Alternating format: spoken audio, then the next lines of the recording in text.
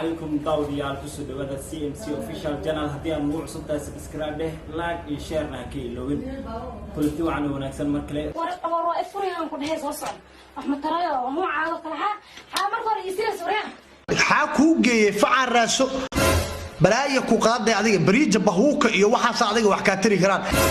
had ilmaha la xareysay oo 13 kiilo madfacaasa tahay tiram waa dhaaftay miisaan lagu ma saari kara airborada in lagu soo miisaamo maan af ku dishi